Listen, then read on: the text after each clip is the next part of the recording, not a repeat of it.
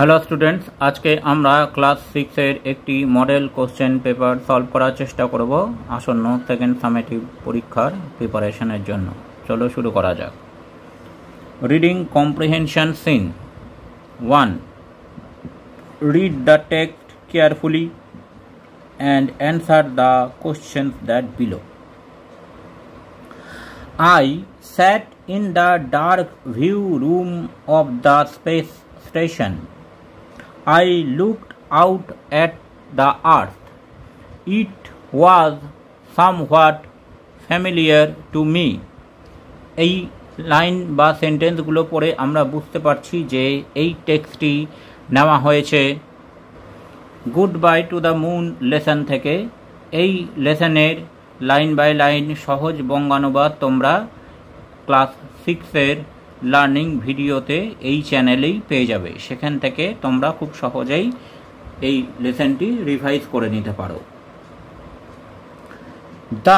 There was a small photograph of the blue planet in our drawing room.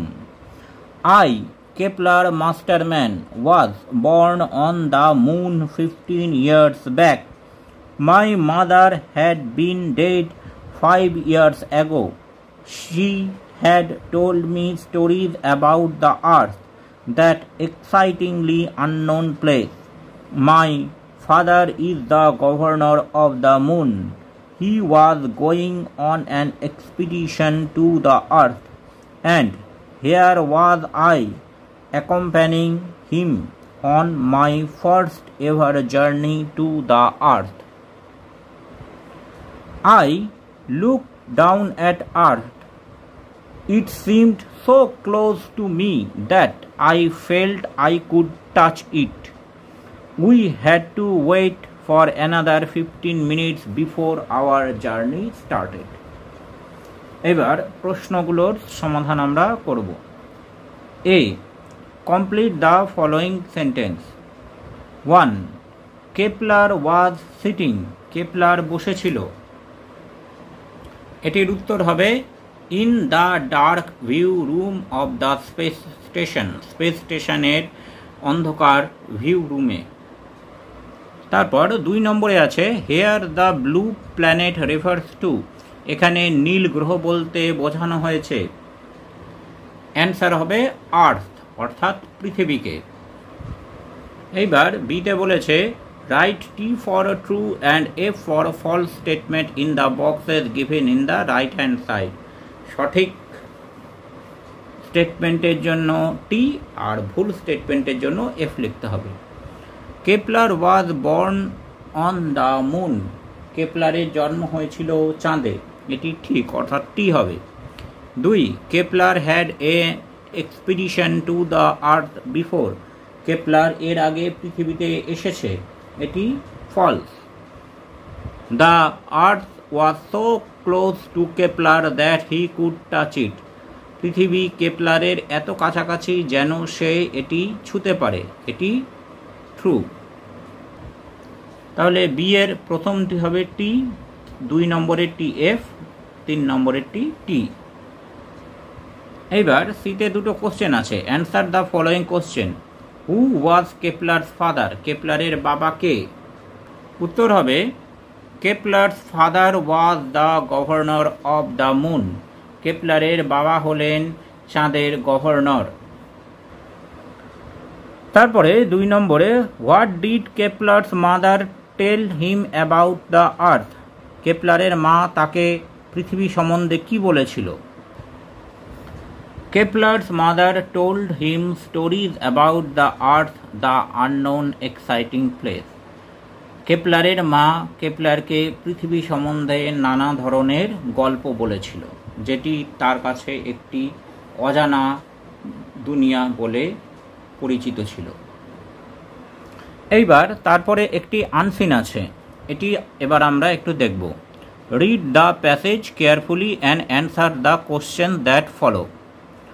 A young man named Subal was walking through a forest. Subal নামে একটি যুবক জঙ্গলের মধ্যে দিয়ে যাচ্ছিল। হি came across এ well, সে একটি কুয়োর কাছে এলো। Subal was thirsty and wanted to drink some water. সুবলের তৃষ্ণা পেয়েছিল এবং সে একটু জল খেতে চাইছিল। But he was shocked to see a tiger, a snake and a man trapped inside the well which was dry.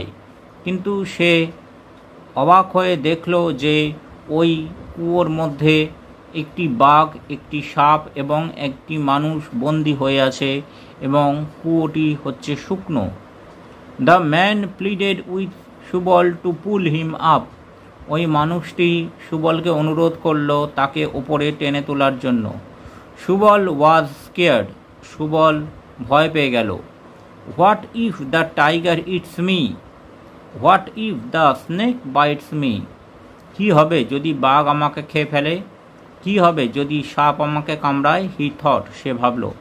But the tiger assured him that he would not harm Subal if he rescued him. কিন্তু বাঘটি কথা দিল যে সুবল যদি তাকে বাঁচায় তাহলে সে সুবলের কোনো ক্ষতি করবে না। The snake hissed in agreement. সাপটাও এতে সম্মতি দিল। এইবার এই আনসিনের কোশ্চেনগুলো আমরা সলভ করার চেষ্টা করব। এতে বলেছে rearrange the following incident by putting number in the boxes of the right hand side. ডান দিকে যে বক্সগুলো আছে এইখানে এই স্টেটমেন্ট বা বাক্যগুলোর পর্যায়ক্রমিক বা ক্রমানুসারে সাজিয়ে নম্বরগুলো লিখতে হবে। 1 নম্বরে আছে the man requested Subal two pool him up. মানুষটি সুবলকে অনুরোধ করল তাকে তুলে বের করার জন্য। 2 Subal wanted to drink some water. Subal একটু জল খেতে চেয়েছিল। The tiger assured Subal not to harm him. বাঘ কথা দিল যে সুবলের কোনো ক্ষতি করবে না।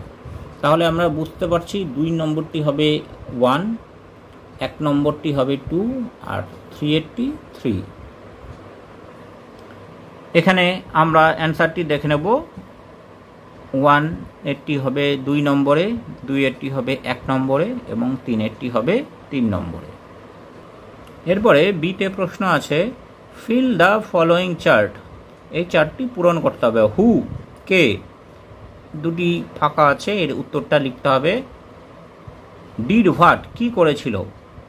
প্রথমে বলেছে 1 নম্বরে হিজড ইন এগ্রিমেন্ট, ফোঁস করে সম্মতি জানিয়েছিল। এটা করেছিল কে? এটা করেছিল সাপ, দ্য স্নেক। 2 নম্বরে আছে কেম অ্যাক্রস এ ওয়েল, একটি কুয়োর কাছে গিয়েছিল। কুয়োর কাছে কে গিয়েছিল? হু, এখানে হবে সুবল। তাহলে বি এর 1 নম্বরে হবে দ্য স্নেক উত্তর এবং 2 নম্বরে উত্তর হবে Subal. Thanks for watching this video. তোমরা ফেসবুক এবং ইমেলে কন্ট্যাক্ট করতে পারো।